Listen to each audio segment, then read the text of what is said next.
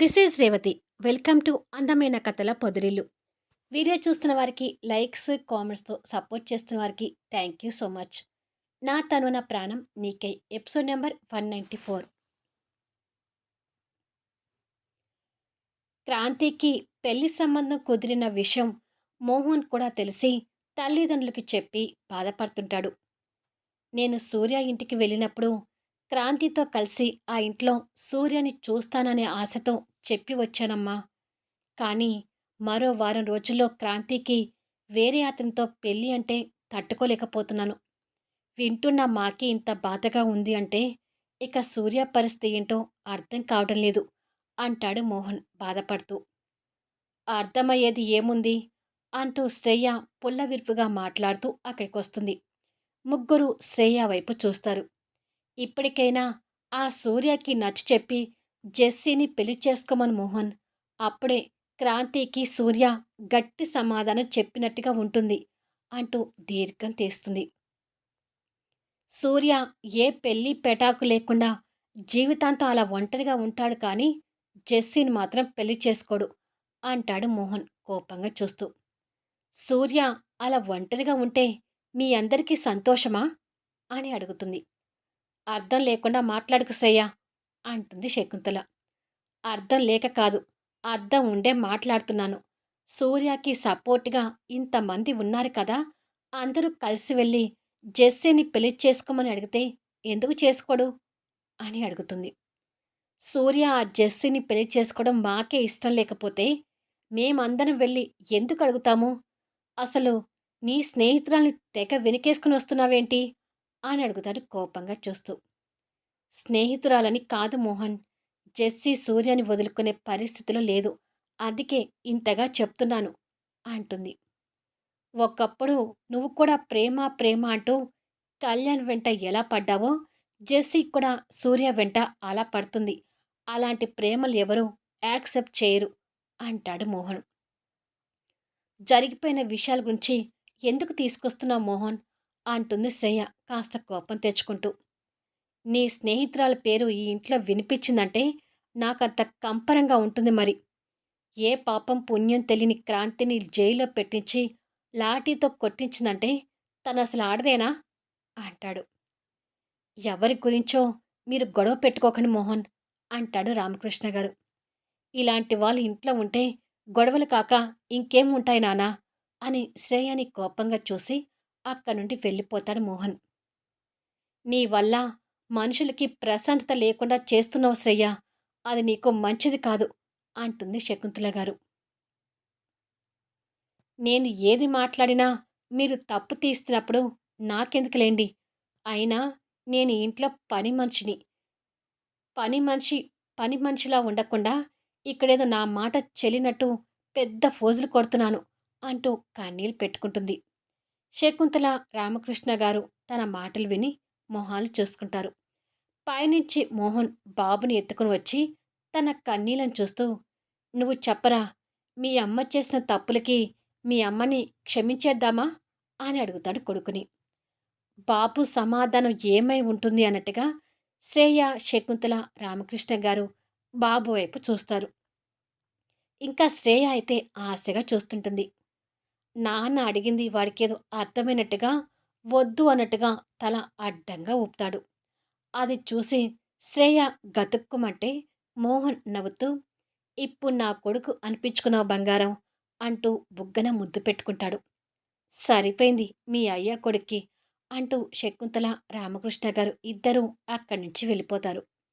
శ్రేయ కాస్త కోపంగా మోహన్ దగ్గర నుంచి పాపం లాక్కొని, నువ్వు ఎవరి పార్టీరా? నా పార్టీనా? మీ నాన్న పార్టీనా అని అడుగుతుంది. వాడికి వాళ్ళ అమ్మ ఏం చెప్పిందో అర్థమైనట్టుగా మోహన్ వైపు చూస్తూ ఏడుస్తుంటాడు. ఏయ్ పని మనిషి, బాబు నీ రాక్షసి బుద్ధి చూసి భయపడుతున్నాడు. ఇలా ఇవ్వు అంటూ మోహన్ బాబుని తీసుకుంటాడు. మోహన్ దగ్గరికి రాగానే వాడు ఏడుపు ఆపుతాడు. నీకోసమే కదరా నేను పని మనిషిగా వచ్చింది. మరి నువ్వేంట్రా మీ నాన్నకు సపోర్ట్ చేస్తున్నావు అంటూ దీనంగా అడుగుతుంది శ్రేయ. ఎక్కడ న్యాయం ఉందో అక్కడ సపోర్ట్ చేస్తున్నాడు.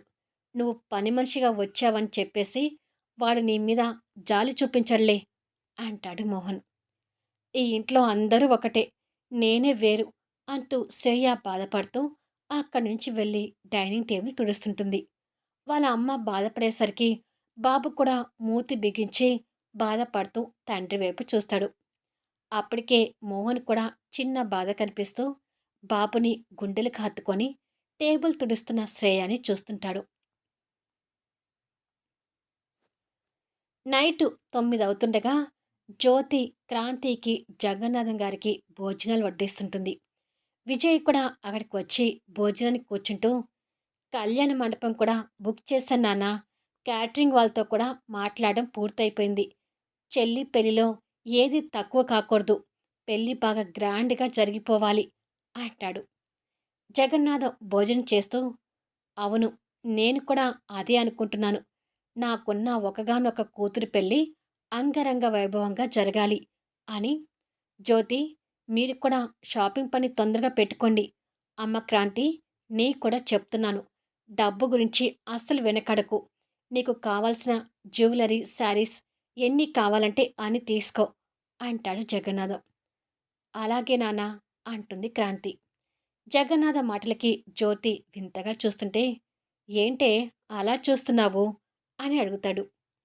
మొదట్నుంచి మమ్మల్ని ఇలా గౌరవిస్తూ, ప్రేమాభిమానాలు చూపించుంటే, మేం మిమ్మల్ని వదిలిపెట్టి వెళ్ళిపోయేవాళ్ళం కాదు కదా అంటుంది జ్యోతి కొడుకు ప్లేట్‌లో భోజనం వడ్డిస్తూ.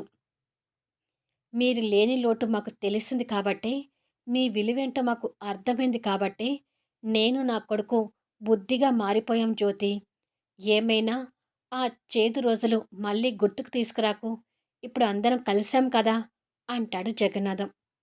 అవునమ్మా, జరిగిపోయిన పాత రోజుల్ని పూర్తిగా మర్చిపోదాం అంటుంది క్రాంతి భోజనం చేస్తూ. విజయ్ భోజనం చేస్తూ, ఇప్పుడు మనకు వచ్చేవన్నీ ఇక నుంచి మంచి రోజులే నాన్న అంటాడు. అన్నట్టు జ్యోతి, క్రాంతి పెళ్లి అయిపోగానే ఇక విజయ్ పెళ్లి కూడా చేసే ఆలోచనలో ఉన్నాను. నువ్వేమంటావు అని అడుగుతాడు జగన్నాథం.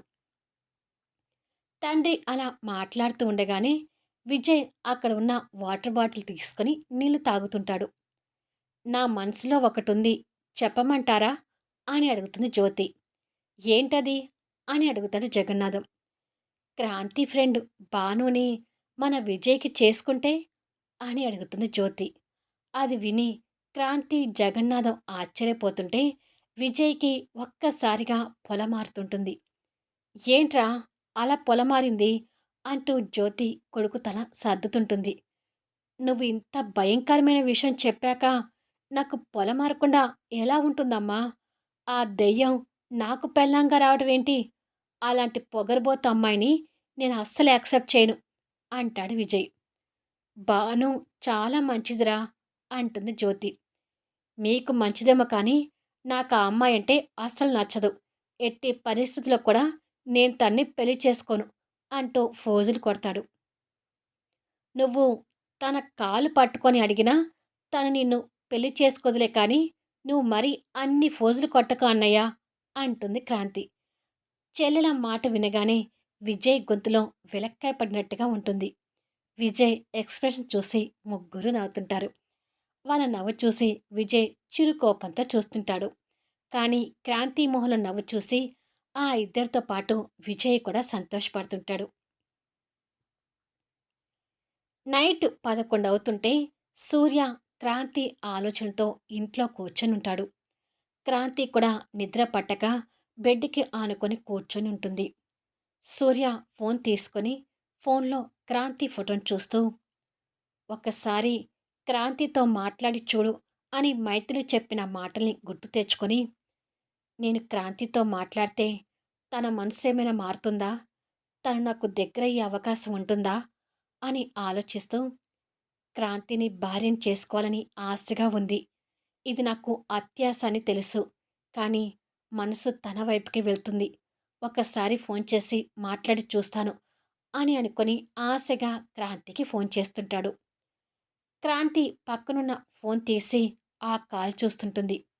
స్క్రీన్ మీద సూర్య పేరు కనపడగానే, ఇదేంటి ఇప్పుడు నాకు ఫోన్ చేస్తున్నాడు అని అనుకొని కోపంగా కాల్ కట్ చేస్తుంది.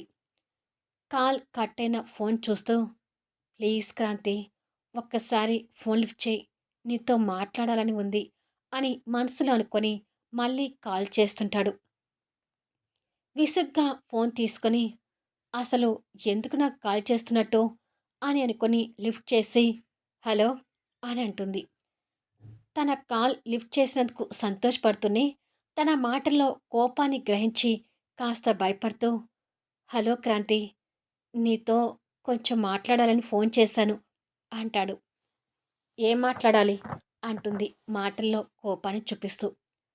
"నా మీద ఇంకా కోపం పోలేదా క్రాంతి?" అని అడుగుతాడు. "ఎలా పోతుందనుకుంటున్నావు? నువ్వు నన్ను తక్కువ టార్చర్ పెట్టావా? ఆఫీస్ టైమింగ్స్ దగ్గర నుంచి మొదలుపెట్టి, లాఠీతో తిరిగి పనిష్మెంట్ ఇచ్చే వరకు నన్ను వదల్లేదు కదా!" అని అడుగుతుంది. "నీ విషయంలో నేను చేసింది ప్రతిదీ తప్పే అని నాకు తెలిసింది క్రాంతి" అంటాడు పశ్చాత్తాపంతో బాధపడుతూ. "ముందు నాకు ఫోన్ ఎందుకు చేశావో అది చెప్పు" అంటుంది అదే కోపంతో. ఎలా మాట్లాడాలో తెలియక తడబడుతుంటాడు.